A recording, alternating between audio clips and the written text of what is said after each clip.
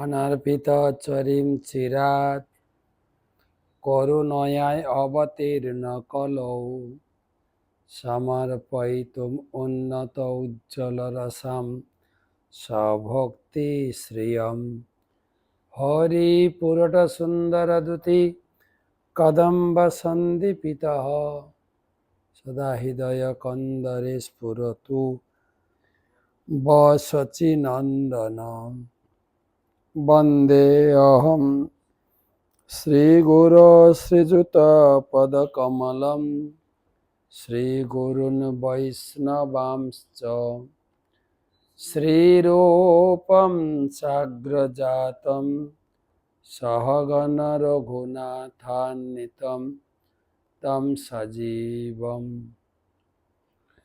সাদ্বৈতং সাবধূतं পরিজনসহিतं কৃষ্ণ চৈতন্য দেবম শ্রীরাধা কৃষ্ণ পাদান সহগণ ললিতা শ্রীবিশাখান্বিতাংশ্চ নমো ওং বিষ্ণুপাদায় কৃষ্ণপ্রেষ্ঠায় ভূতলে শ্রীমতে ভক্তিবেদান্ত স্বামিনিতি নামিনে নমস্তে সারস্বতে দেবে গৌরবাণী প্রচারিণে নির্বিশেষ শূন্যবাদী পাশ্চাত্য দেশতারিণে আজানুলম্বিত ভুজৌ কনকাবদাতৌ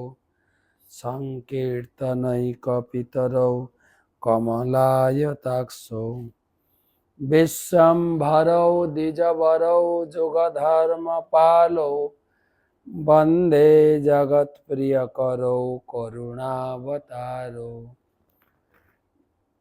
যস্তীন্দ্রিয় গোপমথবেন্দ্র মহসকর্ম বন্ধানুরূপ ফলভাজনমাতনোতি কর্মাণি নির্দহতি কিন্তু চ ভক্তিভাজন গোবিন্দমাদি পুরুষম তমহং ভজামি জয় শ্রীকৃষ্ণ চৈতন্য প্রভু নিত্যানন্দ শ্রী অদ্বৈত গদাধর শ্রীবাসদি শ্রী গৌরভক্তবৃন্দ হরে কৃষ্ণ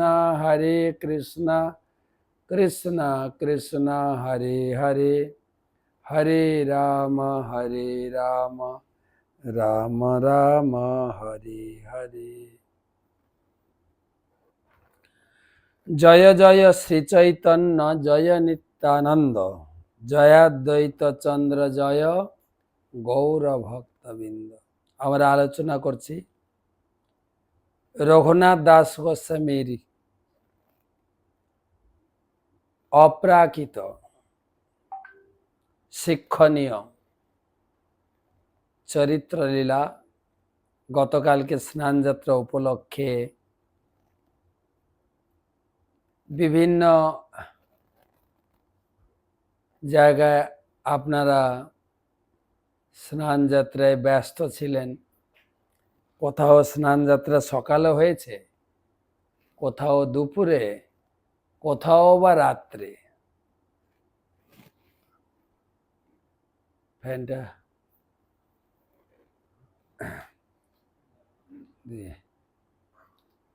তো কোথাও সন্ধ্যায় হয়েছে। যাই হোক, ব্যস্ততার কারণে কালকে ক্লাস দেওয়া সম্ভব হয়নি। তবে স্নানযাত্রার কথা আপনারা বিভিন্ন মাধ্যমে শুনেছেন। ভগবান জগন্নাথের আবির্ভাব তিথি, জন্মদিন, জগন্নাথ বলদেব সুভদ্রা মহারানী একসঙ্গে আবির্ভূত হয়েছিলেন কালকের তিথিতে, এবং এত পরিমাণে আপনার স্নান করিয়েছেন। শুধু তাই না, আমি দেখছিলাম আপনার স্বয়ং ইন্দ্রদেবও এত পরিমাণে বৃষ্টি দিয়েছেন। আমি পরশুদিন রাত্রে ট্রেনে উঠলাম 11:30টায় শিয়ালদায়, ভোর 5টায় নামলাম মালদায়, মালদা থেকে কালিয়াগঞ্জ 80 কিলোমিটার, প্রায় 1 ঘন্টা 20 মিনিট। সে প্রবল বারি বর্ষণ, রাস্তায় জলে থই থই। আমাদের যেখানে স্নানযাত্রা অনুষ্ঠান হলো, প্যান্ডেলে জলে জলমগ্ন, তা সত্ত্বেও জগন্নাথের কি টান। 11টায় বর্ষাটা বন্ধ হয়ে যায়, 9টায় কাদা ছিল, বালি ছিল। 11টা থেকে লোক আসতে শুরু করে, প্রচুর লোক। এবং ভগবানকে স্নান করানোর জন্য বাড়ি থেকে সকলে কেউ দুধ এনেছেন, কেউ বা পবিত্র জলে বিভিন্ন প্রকারের সুগন্ধি দ্রব্য মিশিয়ে তাতে কেউ দিয়েছেন বেলপাতা, কেউ দিয়েছেন তুলসী পাতা, তারপরে ফুল দিয়ে মাথায় করে কেটলিতে করে জল নিয়েছে, স্নান করাচ্ছেন। এত পরিমাণে স্নান করিয়েছেন, ভগবানের আজ থেকে জ্বর হয়ে গেছে, জ্বরের চিকিৎসা চলছে। আপনার কাড়া, বিভিন্ন প্রকার টনিক, আর খাওয়া দাওয়ার তো বিশাল ব্যাপার। জগন্নাথের এখন সে অন্ন ভোগ আর হচ্ছে না। জ্বর হলে কেউ অন্ন খায় না, না সেরকম একদম প্রোটিন যুক্ত, একদম স্বাদিষ্ট কড়া পাকের রান্না। তো আজকেও আমরা এখনো কালিয়াগঞ্জে আছি, কালকেই আমরা বেরিয়ে যাব এখান থেকে ত্রিপুরাতে রথ বা রথের পর দিন পর্যন্ত আমরা কাটাবো। তো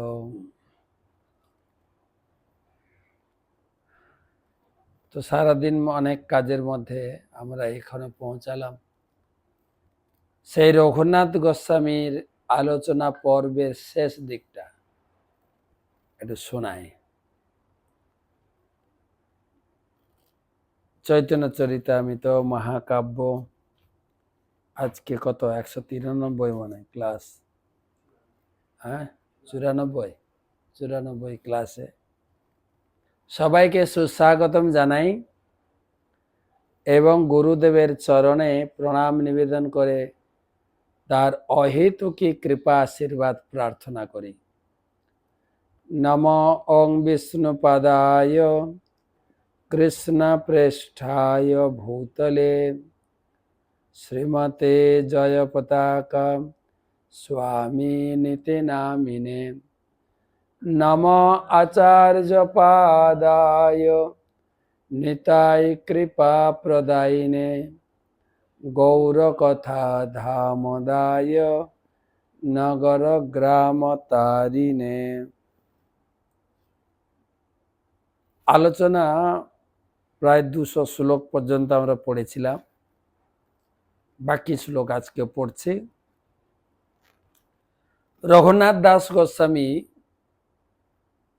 ভগবান কৃষ্ণের পরিকল্পনায় তিনি গৃহ শৃঙ্খল ছেদন করে পুরীতে মহাপ্রভুর চরণে পৌঁছে গেছেন।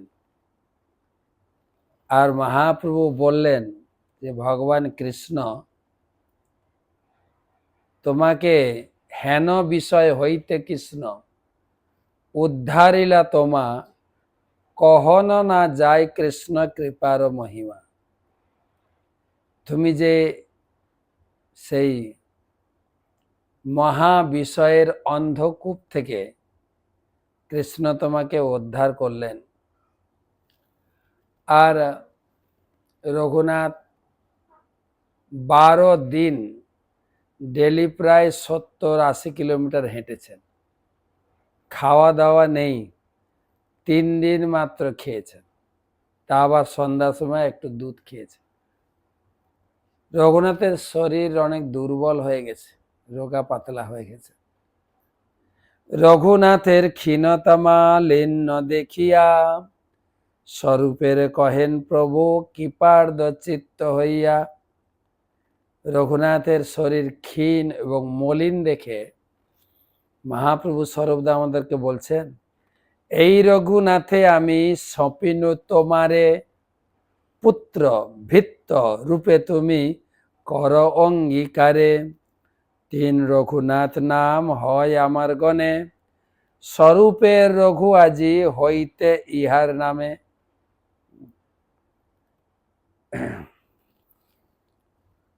মহাপ্রভু বলছেন, এই রঘুনাথকে স্বরূপ দামোদর তোমার হাতে দিলাম, তুমি একে নিজের ভাই মনে করে, ভৃত্য মনে করে, যেভাবে হোক বা পুত্র মনে করে একে লালন পালন করো, এর দায়িত্ব তোমাকে দিলাম। তবে আমার টিমে সব মিলিয়ে তিনজন রঘুনাথ হলো, রঘুনাথ বৈদ্য, রঘুনাথ ভট্ট, আর এলো রঘুনাথ দাস। তবে একে সবাই স্বরূপের রঘু বলে ডাকবে, যেহেতু তোমার কাছে দিলাম। এত কহি রঘুনাথের হস্ত ধরিলা, স্বরূপের হস্তে তারে সমর্পণ কইলা। স্বরূপ কহে মহাপ্রভুর যে আজ্ঞা হইল, এত কহি রঘুনাথে পুনঃ আলিঙ্গিল। স্বরূপ দামোদর মহাপ্রভুর আদেশকে গ্রহণ করে রঘুনাথকে টেনে নিয়ে বুকে জড়িয়ে ধরলেন। চৈতন্যের ভক্ত বাৎসল্য কহিতে না পারি, গোবিন্দের কহে রঘুনাথে দয়া করি। পথে ইহ করিয়াছে বহুত লঙ্ঘন, কতদিন কর ইহার ভালো সন্তর্পণ। রঘুনাথে কহে যাইয়া কর সিন্ধু স্নান, জগন্নাথ দেখিয়াছি করহ ভজন। অনেক রাস্তা বন জঙ্গল হেঁটে হেঁটে এসছে, একে তুমি ভালো করে যত্ন করো। আর রঘুনাথকে বললেন, তুমি সমুদ্রে স্নান করে আসো, সিন্ধু স্নান। তারপরে জগন্নাথ দর্শন করে তারপরে প্রসাদ গ্রহণ করো। এত বলি প্রভু মধ্যাহ্ন করিতে উঠিলা, রঘুনাথ দাস সব ভক্তের মিলিলা। রঘুনাথে প্রভুর কৃপা দেখি ভক্তগণ, বিস্মিত হইয়া করে তার ভাগ্য প্রশংসন। সব ভক্তরা রঘুনাথকে জড়িয়ে ধরে বলছেন, তুমি কত ভাগ্যবান, মহাপ্রভু তোমাকে কত প্রীতি করে, কত স্নেহ করে। রঘুনাথ সমুদ্রে যাইয়া স্নান করিলা, জগন্নাথ দেখি পুনঃ গোবিন্দ পাশ আইলা। প্রভুর অবশিষ্ট পাত্র গোবিন্দ তারে দিলা, আনন্দিত হইয়া রঘুনাথ প্রসাদ পাইলা। এই মত রহে তেহ স্বরূপ চরণে, গোবিন্দ প্রসাদ তারে দিল 5 দিনে। 5 দিন এইভাবে গোবিন্দ মহাপ্রভুর একদম সাক্ষাৎ মহাপ্রসাদ রঘুনাথকে দিয়েছেন। আর দিন হইতে পুষ্প অঞ্জলি দেখিয়া, সিংহদ্বারে খাড়া রহে ভিক্ষার লাগিয়া। জগন্নাথের সেবক যত বিষয়ীর গণ, সেবা সারি রাত্রে করে গৃহেতে গমন। সিংহদ্বারে অন্নার্থী বৈষ্ণবে দেখিয়া, পসারের ঠাঁই অন্ন দেন কৃপাত করিয়া। এই মতো সর্বকাল আছে ব্যবহার, নিষ্কিঞ্চন ভক্ত খাড়া হয় সিংহদ্বার। 5 দিন গোবিন্দ তাকে মহাপ্রভুর উচ্ছিষ্ট প্রসাদ দিয়েছেন। তারপরে রঘুনাথ চলে গেলেন সিংহদ্বারে, দাঁড়িয়ে আঁচল পেতে দাঁড়াতেন। জগন্নাথের পূজারীরা যখন পূজা সেরে বাড়ি যেতেন, তারা যার কাছে যা প্রসাদ ছিল ভিক্ষা দিত। সর্বদিন করেন বৈষ্ণব নাম সংকীর্তন, স্বচ্ছন্দে করেন জগন্নাথ দর্শন। কেহ ছত্রে মাগি খায়, যেবা কিছু পায়, কেহ রাত্রে ভিক্ষা লাগি সিংহ দ্বারে রয়। মহাপ্রভুর ভক্তগণের বৈরাগ্য প্রধান, যাহা দেখি প্রীত হন গৌর ভগবান। এবার ভক্তরা মহাপুর পার্ষদরা সারাদিন হরিনাম কীর্তন করতেন, শাস্ত্র কথা আলোচনা করতেন, আর সন্ধ্যার সময় সিংহদ্বারে দাঁড়িয়ে যেতেন, যে যা বা ছত্রভোগে দাঁড়িয়ে যেতেন, যে যেখানে যা ভিক্ষা পেতেন সেই খেয়ে জীবন ধারণ করছেন। প্রভুরে গোবিন্দ কহে রঘুনাথ প্রসাদ না লয়, রাত্রে সিংহদ্বারে খাড়া হইয়া মাগি খায়। শুনি তুষ্ট হইলা প্রভু কহিতে লাগিল, ভালো কইল বৈরাগীর ধর্ম আচরিল। বৈরাগী করিবে সদা নাম সংকীর্তন, মাগিয়া খাইয়া করে জীবন রক্ষণ। মহাপ্রভুকে গোবিন্দ বললেন, রঘুনাথ এখন আর প্রসাদ নিচ্ছে না, সিংহদ্বারে দাঁড়িয়ে ভিগ মেঘে খায়। মহাপ্রভু খুশি হয়েছে, ভালো হয়েছে, এটা হচ্ছে বৈরাগীর জীবন, যে ভিক্ষা করে জীবন ধারণ করবে। আর বৈরাগী হইয়া যেবা করে পরাপেক্ষা, কার্য সিদ্ধি নহে কৃষ্ণ করেন উপেক্ষা। বৈরাগী হইয়া করে জিহ্বার লালস, পরমার্থ যায় আর হয় রসের বশ। বৈরাগী হয়ে যদি শুধু খাবো খাবো চিন্তা করে, ভালো মন্দ খাওয়ার চিন্তা করে, সে পরমার্থের দিক থেকে অনেক পিছিয়ে যাবে। আর বৈরাগী কারোর অপেক্ষা করে না, যখন যেখানে যা পায় সেইটুকু খেয়ে জীবন ধারণ করে।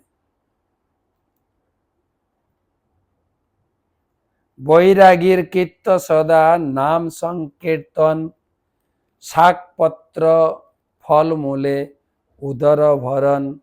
জিহ্বার লালসে যেই ইতি উতি ধায়, কৃষ্ণ দর পরায়ণ কৃষ্ণ নাহি পায়। হরিভজন করব আর ভালো ভালো খাবো, ভালো ভালো খাওয়ার অপেক্ষা করব, কৃষ্ণ দর মানে লোভের বশবর্তী হয়ে ভক্তি পথ থেকে নিচে নেমে যাবে। আর দিনে রঘুনাথ স্বরূপের চরণে, আপনার কীর্ত লাগি কইলা নিবেদনে। কি লাগি ছাড়াইলা ঘর না জানি উদ্দেশ, কি মোর কর্তব্য প্রভু কর উপদেশ। প্রভুর আগে কথা মাত্র না কহে রঘুনাথ, স্বরূপ গোবিন্দ দ্বারা কহে নিজ বাত।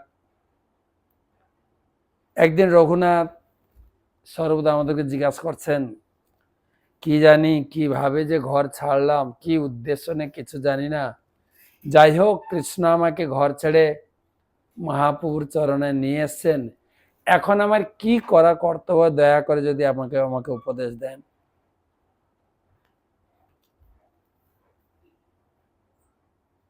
তো রঘুনাথ মহাপ্রভুর সামনে সরাসরি কথা বলতেন না, তিনি স্বরূপ দামোদরকে দিয়ে, গোবিন্দকে দিয়ে মহাপ্রভুর চরণে নিবেদন করতেন। প্রভুর আগে স্বরূপ নিবেদিলা আর দিনে, রঘুনাথ নিবেদয় প্রভুর চরণে। স্বরূপ দামোদর বলছে, রঘুনাথ আপনার চরণে নিবেদন করেছেন কি মোর কর্তব্য মই না জানি উদ্দেশ, আপনি শ্রীমুখে মরে কর উপদেশ। হাসি মহাপ্রভু রঘুনাথের কহিল, তোমার উপদেশটা করি স্বরূপের দিল। সাধ্য সাধন তত্ত্ব শিখ ইহার স্থানে, আমি তত নাহি জানি ইহ যত জানে। তথাপি আমার আজ্ঞায় যদি শ্রদ্ধা হয়, আমার এই বাক্যে তবে করিহ নিশ্চয়। আমি তোমাকে স্বরূপকে দিয়েছি, স্বরূপ দামোদরের কাছে তোমাকে রেখেছি, স্বরূপ দামোদর তোমাকে গাইড করবেন, তোমার কি করা উচিত উচিত নয়। স্বরূপ আমার থেকে ভালো জানে, আমি ততটা জানি না, তবে যেহেতু আমার প্রতি তোমার শ্রদ্ধা, আমি কয়েকটা কথা বলবো, সেটা তুমি মেনে চলবে। গ্রাম্য কথা না শুনিবে, গ্রাম্য বার্তা না কহিবে, ভালো না খাইবে আর ভালো না পরিবে, অমানি মানদ হইয়া কৃষ্ণ নাম সদা লবে, বজে রাধা কৃষ্ণ সেবা মানসে করিবে। এই তো সংক্ষেপে আমি কহিল উপদেশ, স্বরূপের ঠাঁই ইহার পাইবে বিশেষ।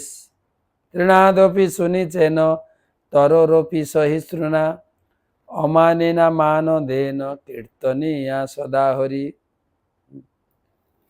মহাপ্রভু বললেন তুমি স্বরূপের কাছে শিখবে, তবে যেহেতু আমার প্রতি তোমার বিশ্বাস, দুটো কথা বলি তোমাকে। কখনো গ্রাম্য কথা, গ্রাম্য বার্তা আন কথা বলবে না, ভালো মন্দ খাওয়ার প্রচেষ্টা করবে না, অমানি মানদ, নিজে অমানি হয়ে অন্যকে সম্মানপূর্বক তুমি হরিভজন করবে, হৃদয়ে সবসময় রাধা কৃষ্ণের চিন্তা করবে। আর এটা আমি সংক্ষেপে বললাম, রঘুনাথ তোমাকে বিস্তারিত বলে শোনাবে।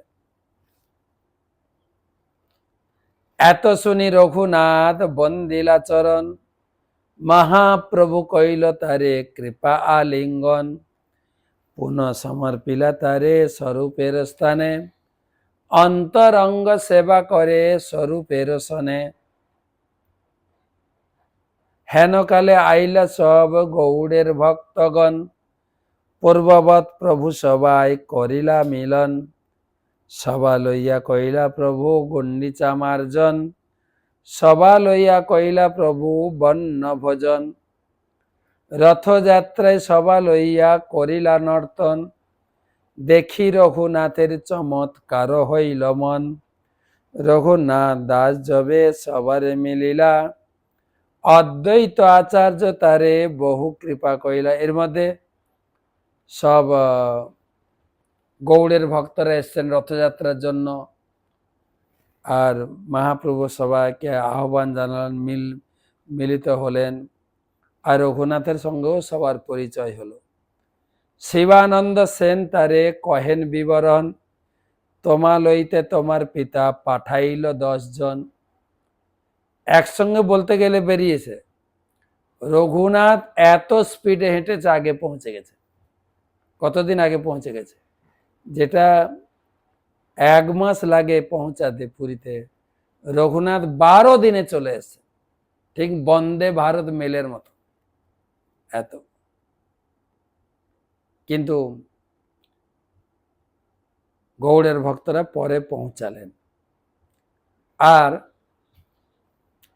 সবার সঙ্গে যখন মিলিত হলেন, তখন শিবানন্দ সেন বলছেন, তুমি কোন রাস্তা দিয়ে এলে? তুমি তো ঘর ছেড়ে পালিয়ে এসছো, আর তোমার বাবা তোমাকে খোঁজার জন্য 10 জন লোক পাঠিয়েছিল। তোমারে পাঠাইতে পত্রী পাঠাইল মোরে, ঝাঁকড়া হইতে তোমা না পাইয়া গেল ঘরে। ঝাঁকড়াতে আমার সঙ্গে দেখা তোমার সেই বাবা পাঠানো 10 জন লোকের সঙ্গে, আর সেখান থেকে না পেয়ে তারা বাড়ি ফিরে গেলেন। 4 মাস রহি ভক্তগণ গৌড়ে গেলাম, শনি রঘুনাথের পিতা মনুষ্য পাঠাইলাম। তার ভক্তরা যখন 4 মাস এই রথযাত্রা চাতুর্মাস্য পালন করে যখন গৌড়ের ভক্তরা ফিরে গেলেন, তারা গিয়ে বললেন যে রঘুনাথ পুরীতে আছে। তখন রঘুনাথের পিতা আবার পুরীতে লোক পাঠালেন। যে মনুষ্য শিবানন্দ সেনেরে পুছিল, মহাপ্রভু স্থানে এক বৈরাগী দেখিল, গোবর্ধনের পুত্র তেহ নাম রঘুনাথ, নীলাচলে পরিচয় আছে তোমার সাথ।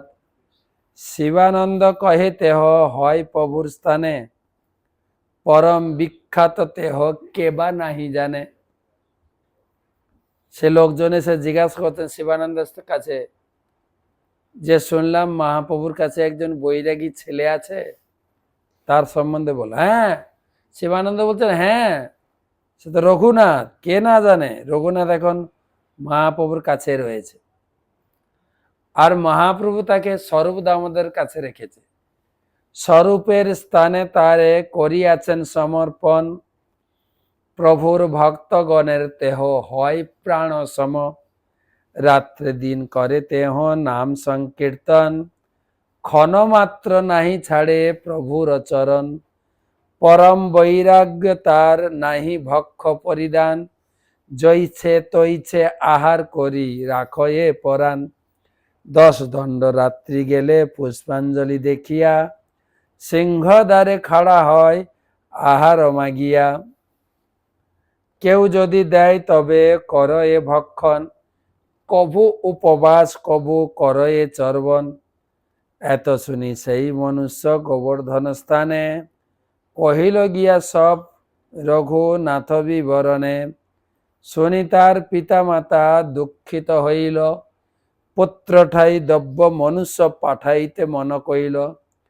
400 মুদ্রা 2 ভিত্ত 1 ব্রাহ্মণ, শিবানন্দের ঠাই পাঠাইল ততক্ষণ, শিবানন্দ কহে তুমি সব যাইতে নারিবা, আমি যাই তবে তবে আমার সঙ্গে যাইবা, এবে ঘরে যাহ যাবে আমি সব চলিমু, তবে তোমার সবাকারে সঙ্গে লইয়া যামু, এই তো প্রস্তাবে শ্রী কবি কর্ণপুর, রঘুনাথ মহিমা গ্রন্থে লিখিলা প্রচুর।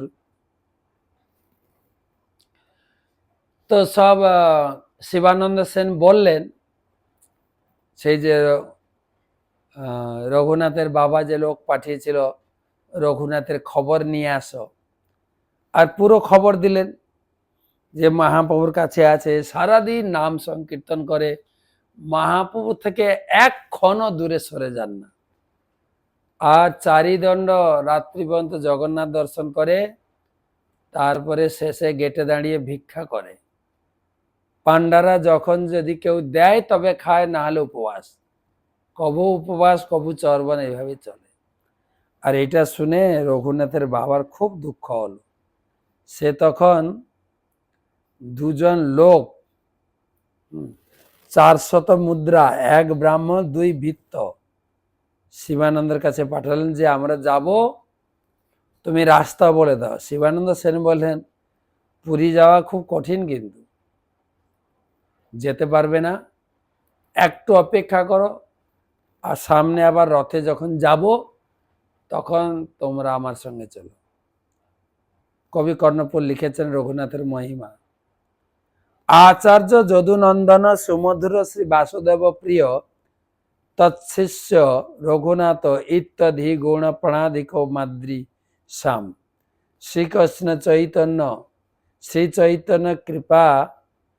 চৈতন্য কৃপা তীরেক সতত স্নিগ্ধ, স্বরূপানুগ বৈরাগ্য কনির্ধর্ণ, কস্য বিদিত নীলাচলে তিষ্ঠতাম। শ্রী বাসুদেব দত্তের প্রিয় পাত্র, অতি সুমধুর মূর্তি যদুনন্দন আচার্য, তার শিষ্যই রঘুনাথ দাস, তার গুণে তিনি আমাদের সকলের প্রাণাধিক।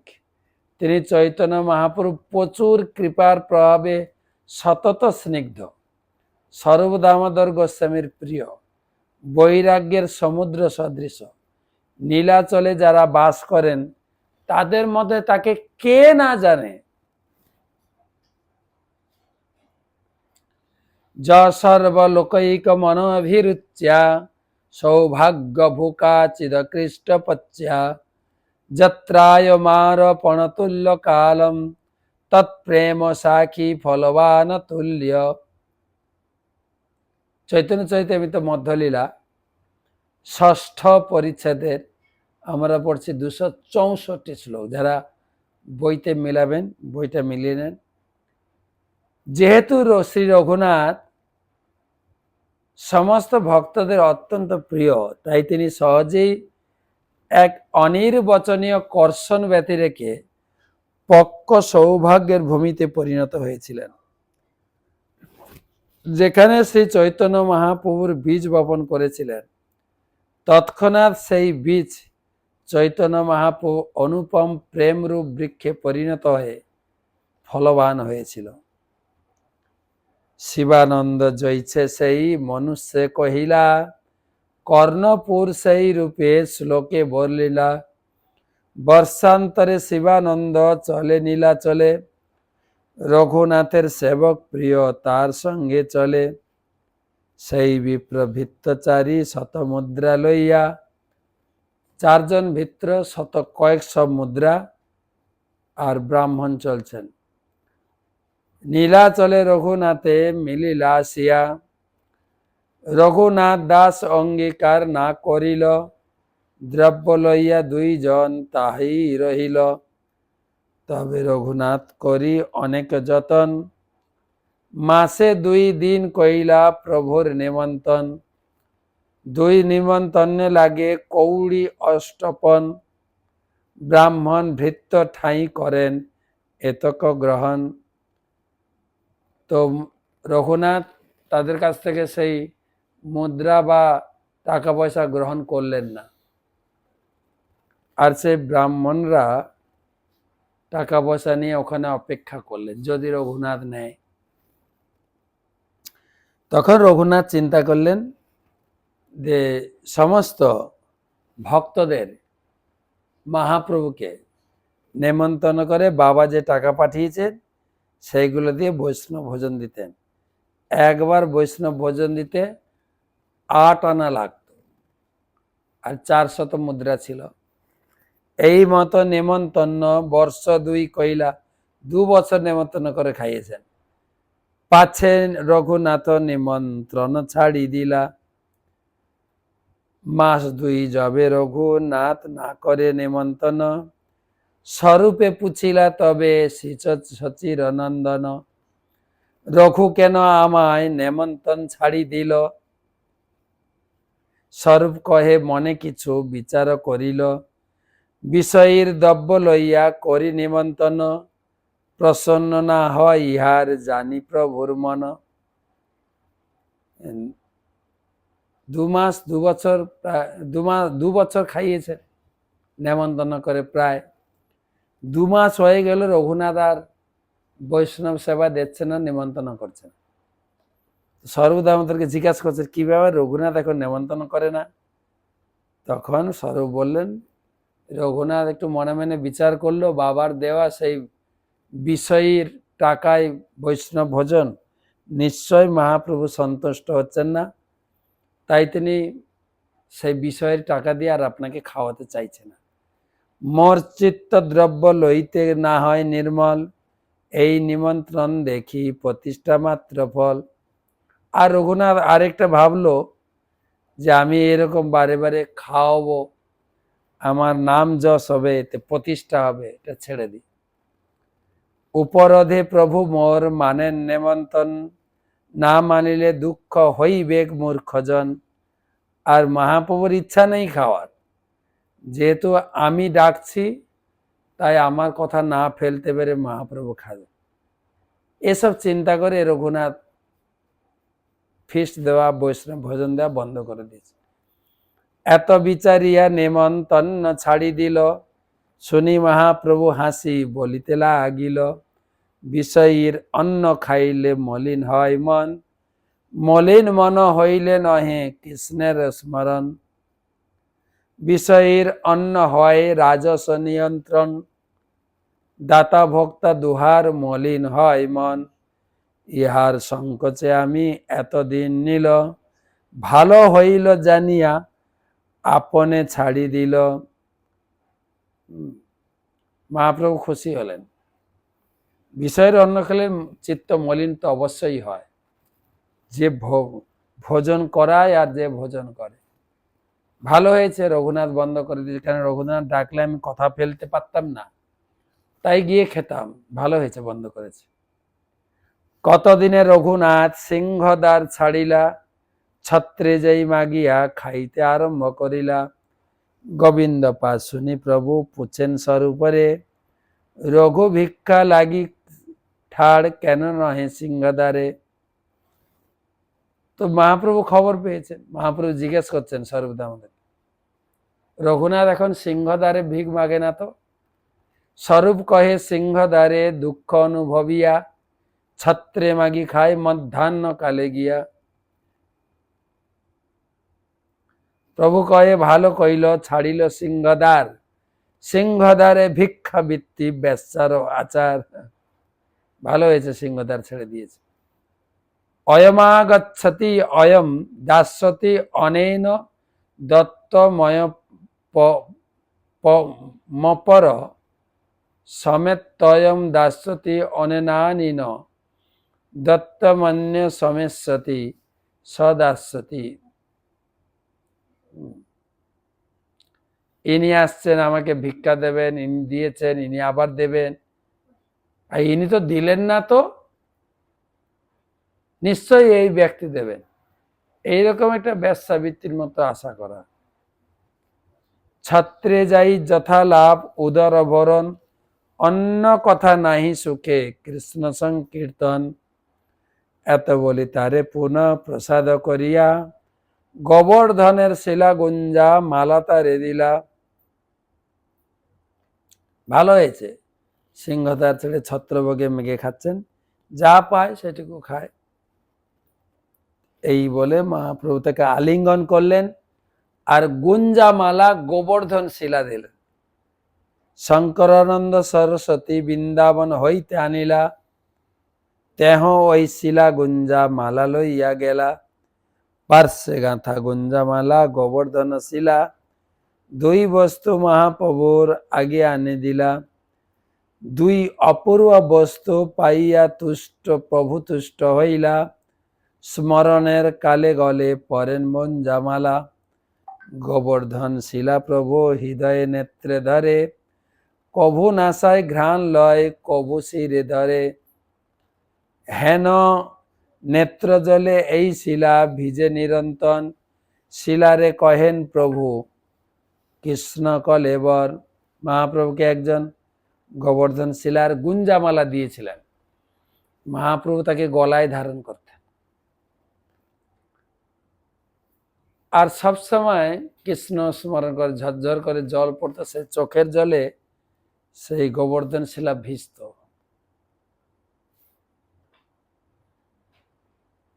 এই মতো 3 বৎসর শিলামালা ধরিলা, তুষ্ট হইয়া শিলামালা রঘুনাথে দিলা। প্রভু কহে, এই শিলা কৃষ্ণের বিগ্রহ, ইহার সেবা কর তুমি করিয়া আগ্রহ। এই শিলার কর তুমি সাত্বিক পূজন, অচিরাত পাবে তুমি কৃষ্ণ প্রেম ধন। এক, কিভাবে পুজো করবে? 1 কুঞ্জ জল আর তুলসী মঞ্জরি, সাত্বিক সেবা এই শুদ্ধভাবে করি। 2 দিকে 2 পত্র মধ্যে কোমল মঞ্জরি, এই মতো অষ্টমঞ্জরি দিবে শ্রদ্ধা করি। শ্রীহস্তে শিলা দিয়া এই আজ্ঞা দিলা, আনন্দে রঘুনাথ সেবা করিতে লাগিলা। রঘুনাথকে সেই গুঞ্জামালা আর গোবর্ধন শিলা দিলেন, আর রঘুনাথকে কিভাবে সেবা করতে হবে সেই ট্রেনিংও দিলেন। আর সেই অনুযায়ী রঘুনাথ আনন্দ সহকারে গ্রহণ করলেন। 1 বিতস্তি 2 বস্ত্র পীড়া একখানি, স্বরূপ দিলেন কুঞ্জানি বারে মানি। এই মতো রঘুনাথ করেন পূজন, পূজাকালে দেখে শিলায় ব্রজেন্দ্র নন্দন। এভাবে রঘুনাথ শিলার উপাসনা করতেন আর দেখতেন শিলার মধ্যে ব্রজেন্দ্র নন্দন ভগবান শ্রীকৃষ্ণকে দর্শন করতেন। এই মতো রঘুনাথ করেন পূজন, পূজাকালে দেখে শিলায় ব্রজেন্দ্র নন্দন। প্রভুর সহস্র দত্ত গোবর্ধন শিলা, এই চিন্তে রঘুনাথ প্রেমে ভাসি গেলা। জল তুলসীর সেবায় তার যত সুখদয়, ষোড়শ উপাচারে পূজায় তত সুখ নয়। এই মতো কতদিন করেন পূজন, তবে স্বরূপ গোসাই তারে কহিলা বচন। অষ্টকৌড়ির খাজা সন্দেশ কর সমর্পণ, শ্রদ্ধা করি দিলে সেই অমৃতের সম। 8 কড়ির খাজা সন্দেশ তুমি গোবর্ধন শিলাকে নিবেদন করো, তবে 8 কড়ির খাজা করে সমর্পণ। স্বরূপ আজ্ঞায় গোবিন্দ তাহা করে সমাধান। রঘুনাথ সেই শিলা মালা যবে পাইলা, গোসাইর অভিপ্রায় এই ভাবনা করিলা। শিলা দিয়া গোসাই সমর্পিলা গোবর্ধনে, গুঞ্জমালা দিয়া দিলা রাধিকা চরণে।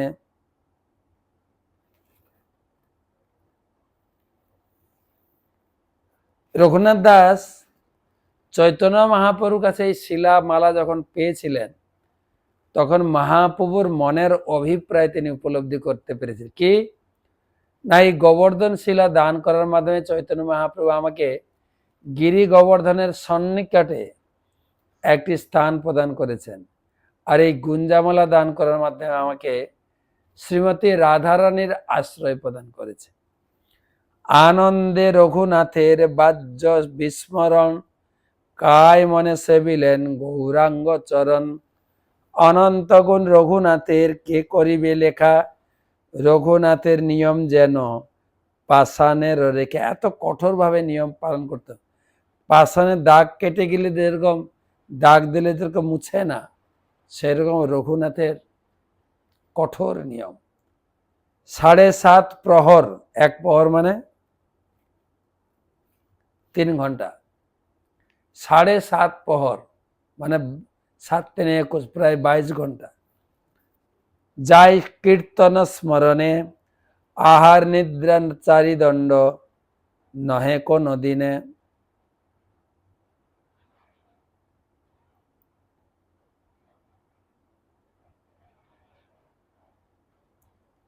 কোনোদিন 1-1.5 ঘন্টা খাওয়া और ঘুমাতে কাটাতেন, বাকি দিন রাত হরিনাম করতেন। বৈরাগ্যের কথা তার অদ্ভুত কথন, আজন্ম না দিল জিহ্বায় রসের পর্শন। ছিন্ডা কানি কাঁথা বিনা না পরে বসন, সাবধানে প্রভুর কইলা আজ্ঞা পালন। প্রাণ রক্ষা লাগি যেবা করেন ভক্ষণ, তাহা খাই আপনাকে করে নির্বেদ বচন। আত্মানম চত বিজানিয়াত, পরম জ্ঞান ধূতাশয়, কিমিচ্ছন কশ্যবা হেত দেহং পুষ্ণাতি লম্পট। বলা হচ্ছে প্রকৃত জ্ঞান লাভ করার ফলে কারোর হৃদয় যখন নির্মল হয়, তখন তিনি পরম ব্রহ্ম শ্রীকৃষ্ণকে জেনে সবকিছু লাভ করেন। তাহলে কেন তা না লম্পটেরা করে কেবল দেহের পুষ্টির জন্য সচেষ্ট হয়। প্রসাদান্ন প্রসারীর যত না বিকায়, 2-3 দিন হইলে ভাত সরি যায়। সিংহদ্বারে গাভী আগে সেই ভাত ডারে, সড়া গন্ধে তেলেঙ্গি গাহি খাইতে না পারে। 3-4 দিন যখন প্রসাদ বিক্রি হয় না জগন্নাথে, তখন সেই প্রসাদগুলো নষ্ট হয়ে যায়, অন্নগুলো গাইর সামনে দেয়, গাইও খায় না। কিন্তু রঘুনাথ সেই ভাত রঘুনাথ রাত্রে ঘরে আনি, ভাত পাখা লিয়া ফেলে ঘরে দিয়া বহু পানি। সেই ভাতে জল দিয়ে ভালো করে ধুতে থাকে। ভিতরের দৃঢ় যেই মাঝি ভাত পায়, লবণ দিয়া রঘুনাথ সেই অন্ন খায়। একদিন স্বরূপ তাহা করিতে দেখিলা, হাসিয়া তাহারে কিছু মাগিয়া খাইলা। স্বরূপ কহে ওইছে অমৃত খাও নীতি নীতি, আমা সবাই নাই দেহ এক কি তোমার প্রকৃতি। বোঝা গেল কি খেত রঘুনাথ? জমিদার বাড়ির ছেলে, 3-4 দিন অন্ন প্রসাদ যে আনন্দবাজারে বিক্রি হতো না, সেই অন্ন গরুর সামনে গাইয়ের সামনে দিত, গাইও গন্ধে খেত না। সেই অন্ন রঘুনাথ ঘরে নিয়ে এসে জল দিয়ে ধুয়ে ধুয়ে ওই শেষে একটু শক্ত যা পেতেন ওইগুলো খেতেন। আর সর্বদামোদর একদিন মেঘে খেয়েছেন। আর সেই কথা মহাপ্রভুর কানে পৌঁছেছে। গোবিন্দের মুখে প্রভু সে বার্তা শুনিলা, আর দিন আসি প্রভু কহিতে লাগিলা। কাহা বস্তু খাও সবে, মরে না দেহ কেনে, এত বলি এক গ্রাস করিলা ভক্ষণে, আর গ্রাস লইতে স্বরূপ হাতেতে ধরিলা, তব যোগ্য নহে বলি বলে কাড়ি নিলা। মহাপ্রভু এক মুঠো খেয়েছেন, আবার এক মুঠো নিতে গেছেন, সর্বদা আমাদের হাতটা ধরে ফেললেন যে না না না প্রভু, এটা আপনার যোগ্য না। প্রভু বলে নীতি নীতি নানা প্রসাদ খাই, ওইছে সাত আর কোনো প্রসাদে না পাই। এই মতো মহাপ্রভু নানা লীলা করে, রঘুনাথের বৈরাগ্য দেখি সন্তোষ অন্তরে। আপন উদ্ধার এই রঘুনাথ দাস, গৌরাঙ্গ স্তব কল্প বৃক্ষে করিয়াছেন প্রকাশ। মহাপ্রসাদ দাবাদপি পতিত মুদ্রিত কৃপয়া, স্বরূপে যস্যে কুজনমপি মামনস্য মোদিতঃ। ওরো গঞ্জা হারং প্রিয়মপি চ গোবর্ধনশীলাম, দদৌ মে গৌরাঙ্গ হৃদয় উদয় মাত মদয়তি।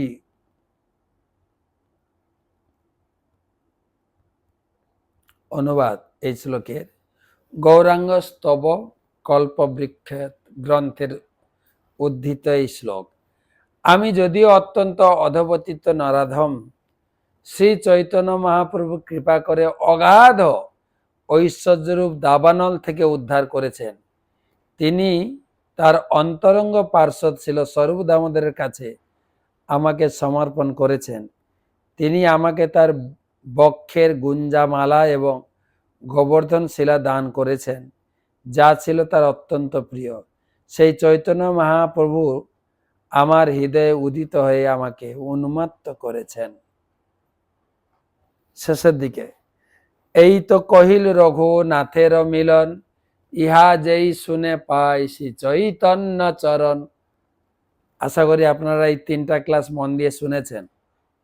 কবিরাজ গোস্বামী বলছেন, যদি মন দিয়ে শুনে থাকেন, চৈতন্য মহাপুর চরণ আপনি অনায়াসে পাবেন। আরেকবার শ্লোকটা পড়ছি। এই তো কহিল রঘুনাথের মিলন, ইহা যেই শুনে পায় চৈতন্য চরণ। শিরূপ রঘুনাথ পদে যারাস, চৈতন্য চরিতামৃত কহে কৃষ্ণ দাস। ইতি চৈতন্য মহাপ্রভুর সঙ্গে রঘুনাথ দাস মিলন নামক চৈতন্য চরিতামৃত অন্তলীলার 6ষ্ঠ পরিচ্ছেদে ভক্তিবেদন তাৎপর্য। এখানে রহিল গ্রন্থের অমৃত লহরী, বদন ভরে সবে বল হরি হরি হরি বল। সবার কে ধন্যবাদ, কৃতজ্ঞতা জানাই। সবার মঙ্গল হোক, সবাই চৈতন্য মহাপ্রভুর কৃপা লাভ করুন। শুভরাত্রি।